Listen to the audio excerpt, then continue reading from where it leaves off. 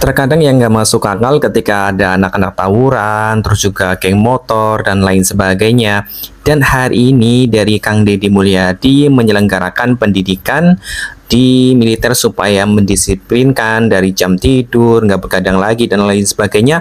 Baru dikomplain gitu ya, katanya melanggar hak asasi manusia dan lain sebagainya. Terus kalau ada kejadian yang berulang, apalagi kejadian tawuran sampai menyebabkan salah satu ada yang meninggal dunia, itu siapa yang mau tanggung jawab? Kadang heran, begitu ada orang yang mau memperbaiki, mau mendidik anak-anak yang sudah bandel ya, dari mulai mendisiplinkan dari jam tidurnya, terus juga nggak nongkrong malam, malah dikomplain sama pihak yang terkait gitu loh. Jadi intinya yang pada komplain di atas ini itu mewakili siapa? Apa mewakili masyarakat? Padahal masyarakat sangat mendukung kebijakan Kang Deddy. KDM membuat gebrakan baru lagi guys, yaitu anak-anak tidak boleh nongkrong di atas jam 8 malam. Mantap ya.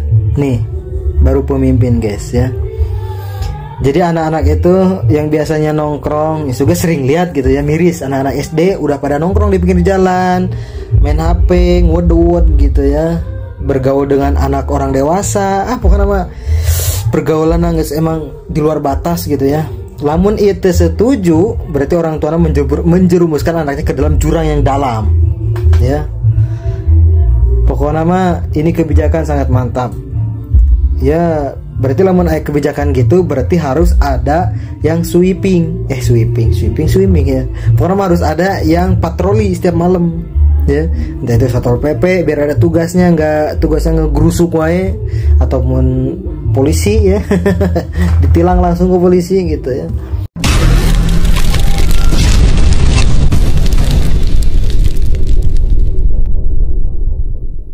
Gubernur Jawa Barat Kang Deddy Mulyadi telah mengambil langkah kontroversial dalam menangani anak-anak yang dianggap bermasalah. Mengirim mereka ke barak militer untuk menjalani pelatihan disiplin. Mereka yang membolos sekolah, yang terlibat tawuran, yang kecanduan miras, rokok, dan game, atau yang menunjukkan perilaku menyimpang lainnya, kini diarahkan menjalani pendidikan karakter dengan metode dan pendekatan militeristik. Kebijakan ini seolah sederhana dan masuk akal. Namun di balik narasi ketertiban dan kedisiplinan itu, terselip pendekatan yang cacat secara ilmiah. Blame approach namanya. Sebuah pendekatan yang menyederhanakan masalah anak sebagai kesalahan pribadi belaka, dan bukan sebagai produk dari interaksi kompleks antara anak dengan lingkungan keluarga, sekolah, dan sosialnya. Di dunia keilmuan, blame approach sudah lama ditinggalkan. Anak tidak bisa diperlakukan seperti prajurit dewasa yang cukup disetrum oleh aturan untuk berubah. Mereka adalah individu yang sedang berkembang, rentan, dan membutuhkan pemahaman yang menyeluruh. Kebijakan ini, alih-alih menyembuhkan, justru berpotensi menciptakan trauma baru dan memperparah alienasi sosial yang mungkin sudah mereka alami. Kita tidak perlu menebak apa dampaknya. Tapi Amerika Serikat pernah mencobanya dalam skala nasional. Program bootcamp untuk remaja pelanggar hukum yang digelar sejak 1990-an berakhir tragis. Penelitian demi penelitian menunjukkan bahwa tingkat residivisme, pelanggaran ulang tetap tinggi. Beberapa remaja mengalami pelecehan fisik dan psikologis, dan bahkan ada yang meninggal dunia. Dituding pencitraan lewat konten, Gubernur Jawa Barat Deddy Mulyadi sebut tidak pakai uang negara. Gubernur Jawa Barat Deddy Mulyadi kembali menyampaikan terkait kegiatannya yang sering membagikan konten dan aktif di media sosial. Ia menanggapi terkait tudingan pencitraan yang kerap diarahkan terhadap dirinya, terutama dalam aktivitasnya di media sosial. Menurut Deddy Mulyadi, ada pihak-pihak tertentu, baik dari media maupun buzzer, yang terus mencoba membangun narasi negatif terhadap dirinya, sehingga menyebut berbagai aksi sosial dan komunikasi publik yang dilakukan hanyalah sekedar upaya pencitraan semata. Jadi, bagaimana tanggapan kalian? Tinggalkan komentarnya di bawah. Hormat kepada Gubernur Jawa Barat Kang Deddy Mulyadi dengan kebijakannya membawa anak-anak yang nakal untuk dididik, untuk dimasukkan ke barak militer.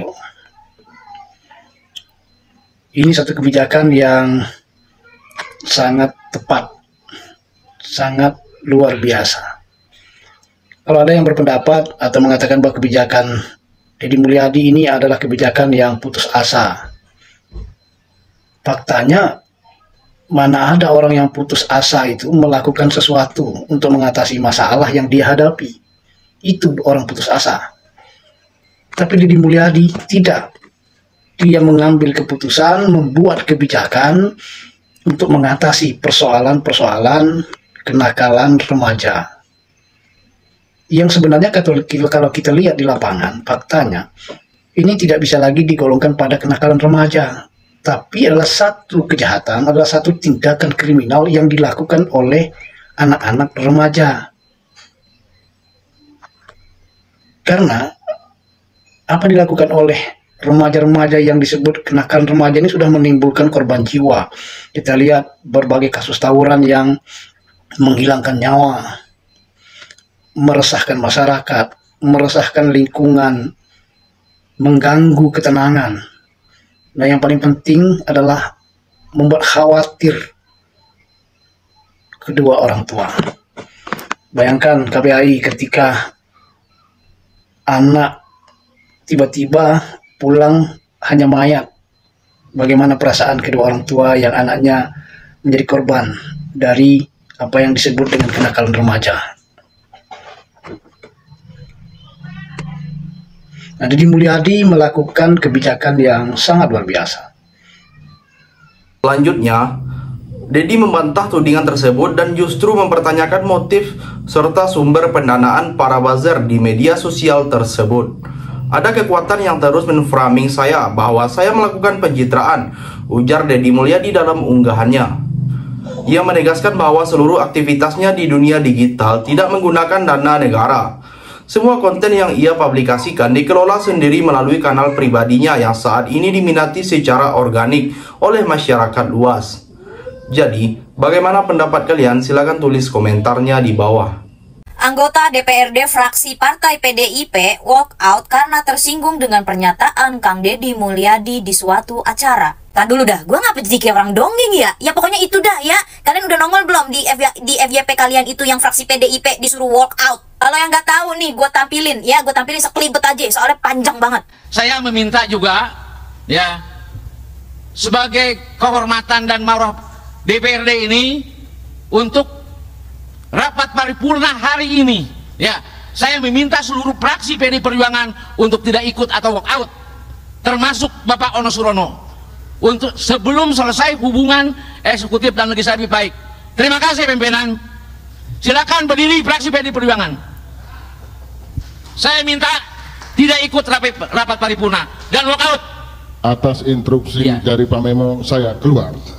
Nah itu ya, itu sepenggal aja ya, karena aslinya panjang banget. Tapi menurut gua kalian harus nonton fullnya sih, soalnya seru banget. Jadi itu waktu lagi rapat paripurna DPRD Jabar ya, Jawa Barat, itu ya fraksi PDIP itu disuruh walk out sama si bapak-bapak tadi. Namanya siapa gue nggak tahu, gue lupa. Daripada walk out Pak, sekalian mundurin diri aja gimana Pak? Bercanda Pak. Termasuk Bapak Ono Surono sebagai wakil DPRD Jawa Barat itu disuruh walk out juga, karena kan Pak Ono Surono kan bagian dari PDIP. Terus gue cari tahu lah, ini kenapa sih bisa huru hara ya kan? Gue kira kita doang huru hara. Ternyata DPRD itu juga bisa huru hara, say. Nah, usut punya usut ya, mereka yang di sana, bukan mereka sih, kayaknya fraksi PDIP itu tersinggung dengan pernyataannya Kang Deddy Mulyadi di salah satu acara gitu. Jadi mereka ini merasa kayak direndahkan, merasa tidak dianggap, kayak gitulah. Jadi dia ini tersinggung karena katanya DPRD ini kan adalah lembaga yang merepresentasikan rakyat wilayah Jawa Barat gitu. Nah, gue mau tanya, ini merepresentasikan rakyat yang mana? Serius gue nanya, karena ya yang gue lihat gitu ya, 90% itu rakyat Jawa Barat menyenangi Kang Deddy Mulyadi gitu, menyetujui segala program yang Kang Deddy Mulyadi utarakan dan praktekkan gitu loh. Jadi ini merepresentasikan rakyat yang mana? Gue juga sadar ya kalau DPRD itu adalah Dewan Perwakilan Rakyat Daerah gitu ya, gue tahu gitu. Cuman permasalahannya akhir-akhir ini ya, rakyat Jawa Barat ya, terutama rakyat wilayah Jawa Barat itu mendukung 90% gubernurnya, yaitu Kang Deddy Mulyadi. Tapi kenapa DPRD malah mengkritik gubernur Jawa Baratnya, sedangkan rakyat Jawa Baratnya aja setuju dengan gubernurnya gitu. Terakhir, saya setiap hari bermedia sosial tanpa menggunakan uang negara. Yang lain berusaha membangun citra dengan menggunakan uang negara, kata Gubernur Jawa Barat tersebut. Dedi kemudian mengajak masyarakat untuk lebih kritis dalam menilai kerja-kerja pencitraan di ruang publik dan menyarankan publik melihat anggaran Dinas Komunikasi dan Informasi di setiap kabupaten kota maupun provinsi sebagai indikator. Yang paling gede anggarannya bisa dipastikan menggunakan anggaran itu untuk membangun citra dirinya sendiri, kata Deddy Mulyadi. Jadi, sampai di sini bagaimana tanggapan kalian? Tinggalkan komentar di bawah sebanyak-banyaknya. Saya dari channel YouTube Segudang TV, pamit, sampai jumpa.